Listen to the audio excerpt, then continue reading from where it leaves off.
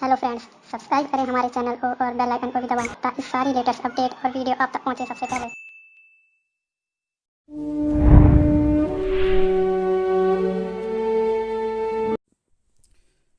Hello students, you are welcomed in our channel ज्ञान की शक्ति।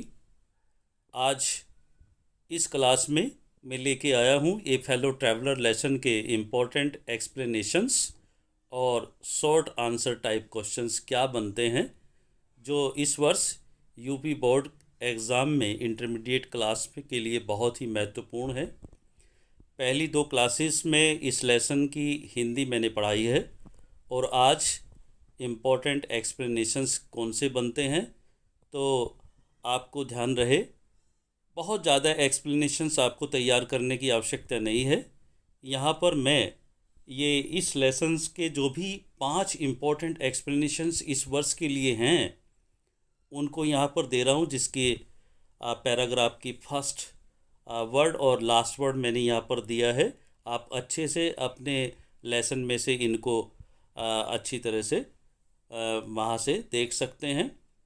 और ये बहुत ही इम्पोर्टेंट बात बताने जा रहा हूँ कि इसमें मैंने एक एक्सप्लेनेशन पूरा लिखा है जिसमें आप पॉइंट्स आउट है, रेफरेंस है, कॉन्टेक्स्ट है, एक्सप्लेनेशन है और स्पेशल नोट है। तो कोई भी एक्सप्लेनेशन, ये 5 एक्सप्लेनेशन मैंने इम्पोर्टेंट दिए हैं जो कि इस वर्ष के लिए इम्पोर्टेंट हैं, लेकिन इसके अलावा भी इस लेसन से यदि कोई भी एक्सप्लेनेशन आता है या इन 5 में से कोई भी एक्सप्लेनेशन आता है, तो जो मैंने नीचे एक एक्सप्लेनेशन लिखा है आप लोगों ने केवल वही लिखना है, भले ही कोई भी एक्सप्लेनेशन इस पार्ट से आ जाए।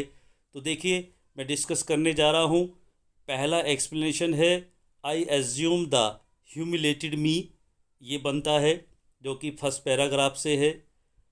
दूसरा माई पर्सनल से स्टार्ट होता है और टेरिबल स्विफ्टनेस जो कि थर्ड पैराग्राफ में है। और तीसरा explanation he played spirit of the fellow, ये फोर्थ पैराग्राफ में है। और चौथा एक्सप्लेनेशन बनता है magnanimity and mercy, I do it, ये फिफ्थ पैराग्राफ में। पांचवा बनता है इसी के साथ है, मैग्नानिमिटी एंड मर्सी के साथ में ही पांचवें पैराग्राफ में द ओब्लिगेशन इज म्यूचुअल है, नाइट अगेन लास्ट में है। ये 5 एक्सप्लेनेशन है, आप अच्छे से इनको माइन्यूटली अपने लेसन से देख सकते हैं। और इनका एक्सप्लेनेशन मैंने नीचे दिया है कि इन जो 5 ये पैराग्राफ्स मैंने बताए हैं या इसके अलावा कोई भी पैराग्राफ इस लेसन से आए तो सबका एक्सप्लेनेशन एक ही होगा जो नीचे मैं यहाँ पर दे रहा हूँ। आप अच्छे से इसको तैयार कर लीजिए और कोई भी इस लेसन का पैराग्राफ आ जाए तो आपको एक्सप्लेनेशन एक ही लिखना है, ज़्यादा याद नहीं करना है। तो देखिए पहला इसमें रेफरेंस है। रेफरेंस में मैंने लिखा है the extract has been extracted from the lesson a fellow traveller coming from the pen of AG Gardiner the great prose writer of English literature. अंग्रेजी साहित्य के महान गद्य लेखक एजी गार्डिनर की कलम से लिखे गए ए फेलो ट्रैवलर नामक पाठ से यह अवतरण अवतरित किया गया है। सभी में यही लिखना है, कोई सा भी एक्सप्लेनेशन आ जाए, कॉन्टेक्स्ट, एक्सप्लेनेशन, स्पेशल नोट सभी यही लिखे जाने हैं। कॉन्टेक्स्ट में लिखा जाना है this delightful essay is about an encounter between A mosquito and the author who were traveling in the same compartment of a train।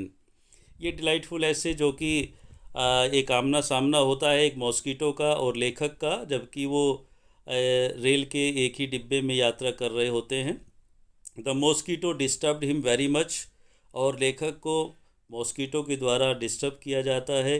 The author was ready to kill him, और लेखक इतना angry हो जाता है कि उसे मारने के लिए उतारू हो जाता है। The writer could not kill the mosquito, लेकिन लेखक उस मच्छर को नहीं मार सका। So he felt pity upon him, इसलिए हार कर जब वो उसे मार नहीं सका तो उसे उस पर दया आ गई। दे वर नाउ फ्रेंड्स, अब वो मित्र बन गए थे, because they were fellow mortals, यही सोचकर लेखक ने मित्रता स्थापित की कि हम दोनों फेलो मॉर्टल्स हैं। तो एक्सप्लेनेशन में देखिए, in these lines the writer says, इन पंक्तियों में लेखक कहता है that seeing the dangerous activities of the mosquito, कि उस मच्छर की खतरनाक एक्टिविटीज़ को देखने के बाद he warned him for punishment, उसने सज़ा के लिए उसे चेतावनी दे दी। He told him that he was authorise to condemn him to death, उसने उसे बता दिया कि उसे अब वो मृत्यु की सज़ा देने वाला था। He charge his fellow traveller that he has no ticket of railway, उसने उस पर आरोप लगाया कि उसके पास रेलवे का कोई टिकट नहीं था। नो लाइसेंस ऑफ मीट, लोगों का मांस खाता था लेकिन मांस खाने के लिए कोई भी उसके पास लाइसेंस नहीं था। ही वॉज ए वैगाबॉन्ड, वह एक आवारा था। एंड ए पब्लिक न्यूजेंस, और पब्लिक के लिए एक आफत था। He should be sentence to death, उसे मौत की सज़ा मिलनी ही थी। The writer could not kill the mosquito so he was ashamed very much, लेकिन लेखक उस मच्छर को नहीं मार सका इसलिए वो बहुत ही शर्मिंदा हुआ। ही फेल्ट, उसने ये महसूस किया, that by being generous, generous कहते हैं उदार, एंड मर्सीफुल, दयावान, कि उदार और दयावान होकर he could get back his honour, वो अपना सम्मान पा सकता था। He came back to his seat, वो वापस आया, अपनी सीट पर बैठ गया। He had suspended his death sentence, मौत की सज़ा का विचार उसने अपने दिमाग से निकाल दिया। He thinks that both are oblige to each other, वह सोचता है कि हम दोनों एक दूसरे को ओब्लाइज कर चुके हैं। Because both have entertained each other, क्योंकि दोनों ने ही एक दूसरे का मनोरंजन किया था। वी आर बोथ मॉर्टल्स, हम दोनों ही नश्वर हैं। सो द राइटर सेज, इसलिए लेखक कहता है, that life is the greatest miracle of nature, कि हमारा ये जीवन है ये प्रकृति का एक बहुत बड़ा चमत्कार है। No one knows exactly about his life, कोई भी ठीक रूप से अपने जीवन के बारे में नहीं जानता। The beginning and end of our life both are a mystery, वो ये भी कहता है कि चाहे मॉस्किटो हो या वो हो, जीवन का आरंभ और समापन उसमें एक रहस्य है, दोनों का एक ही है। All the creatures on this earth are fellow travellers, और पृथ्वी पर जितने भी जीवधारी हैं वो सब सहसाथी हैं। नन इज सुपीरियर और इन्फीरियर, कोई भी बड़ा नहीं है और कोई भी छोटा नहीं है। स्पेशल नोट में देखिए 3 लाइनों में इसको आप देंगे। The language of this extract is easy, simple and effective, इस अवतरण की भाषा बहुत ही आसान है, सरल है और प्रभावशाली है। दूसरे में लिखेंगे, the style of writing is also quite aphoristic, aphoristic उच्च कोटि का होता है। इसकी लिखने की शैली भी बहुत ही उच्च कोटि की है। The language is full of idioms and phrases, और लेखक ने जो भाषा शैली इसमें प्रयोग की है वो मुहावरों और लोकोक्तियों से परिपूर्ण है। तो ये बात क्लियर हुई कि कोई भी एक्सप्लेनेशन इस पार्ट का आ जाए, आपने इस एक्सप्लेनेशन को लिखना है, कोई भी आ जाए। उसके बाद शॉर्ट आंसर टाइप क्वेश्चंस देखिए, जिनका आंसर आप 30 वर्ड्स में देंगे, और ये प्रोज के 3 या 4 क्वेश्चन पेपर में दिए हुए होंगे। आपने उनमें से कोई एक करना है और वो 4 नंबर का आता है। तो देखिए इसमें क्वेश्चन नंबर क्या होगा। पहला क्वेश्चन देखिए, why did author call the train as one of those trains which give you an understanding of eternity, लेखक क्यों कहता है कि ये ट्रेन वास्तव में एक ऐसी ट्रेन थी जो कि अनंत का बोध कराती है। तो देखिए क्योंकि वो ट्रेन कैसी थी, वो कहता है the train was running very slow, गाड़ी बहुत धीरे धीरे चल रही थी।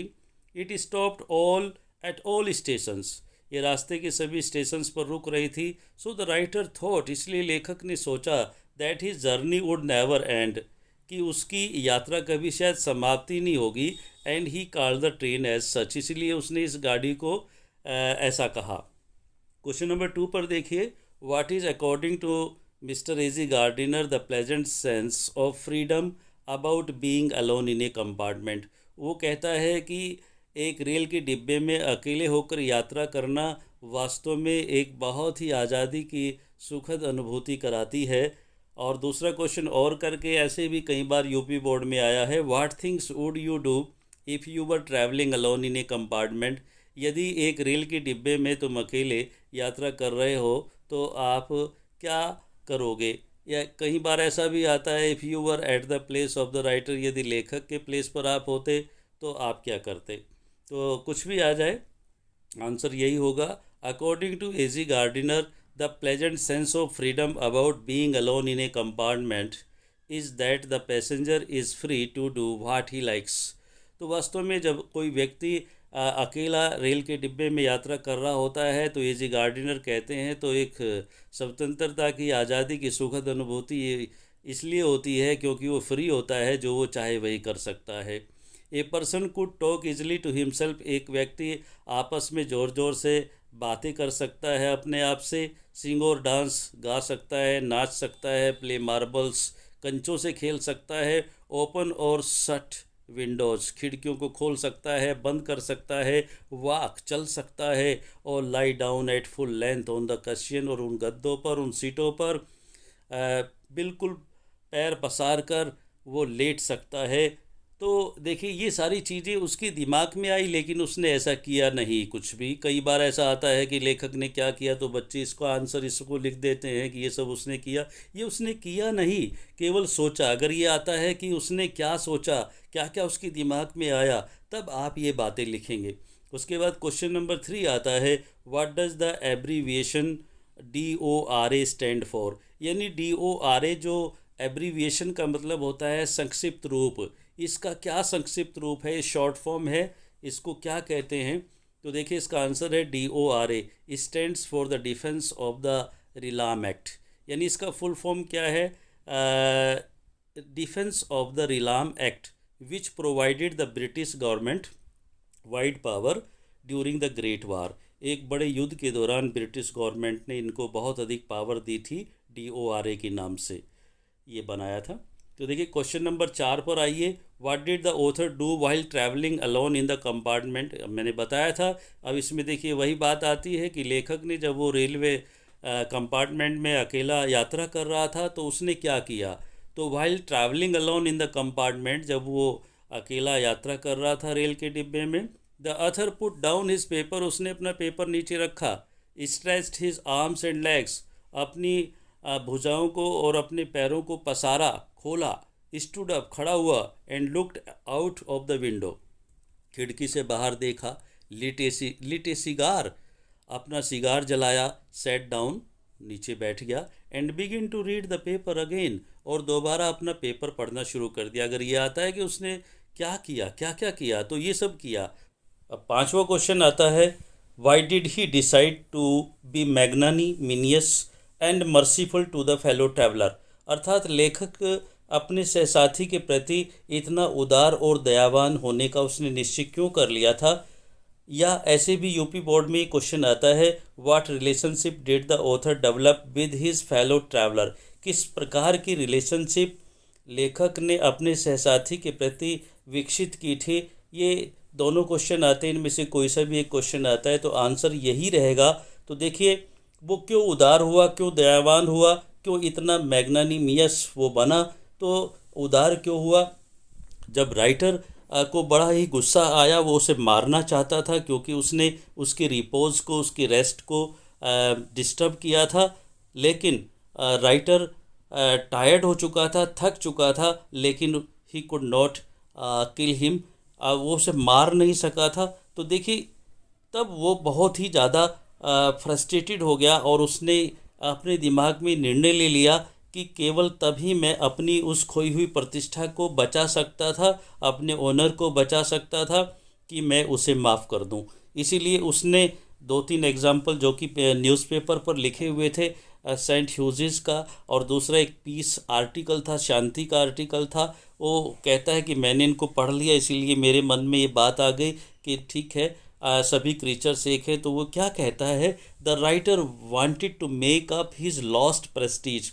लेखक अपनी खोई हुई प्रतिष्ठा को पाना चाहता था। So he decided to be magnanimous and merciful to the fellow traveller. इसलिए अपने सहसाथी के प्रति उसने निश्चय कर लिया कि क्यों ना वो बहुत उदार हो जाए और उसके प्रति दयावान हो जाए। Because these were the noblest virtues of Mankind. वो ये भी कहता है कि वास्तव में किसी मानव जाति के, किसी भी व्यक्ति के यही 2 महान गुण होते हैं।